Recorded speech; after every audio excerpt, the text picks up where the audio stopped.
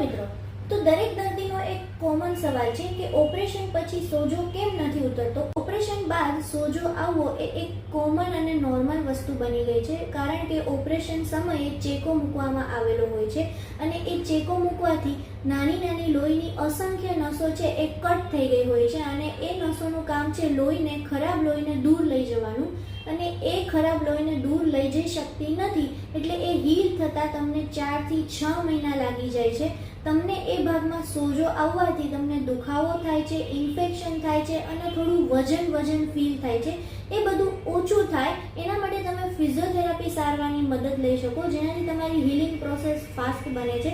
Physiotherapy સારવાર જેમ કે joint mobilization, limb elevation, ice application અથવા તો સ્વેલિંગ માટે ઘણા મશીન બી આપી શકાય. તો મિત્રો, જલ્દીથી તમે તમારા નજીકના ફિઝિયોથેરાપી સેન્ટરમાં સંપર્ક કરી શકો છો, અથવા તમારે વધારે આવી માહિતી જોઈતી હોય તો તમે અમારા રિહેબિક્સ ફિઝિયોથેરાપી સેન્ટરના પેજને ફોલો કરી શકો છો. Thank you.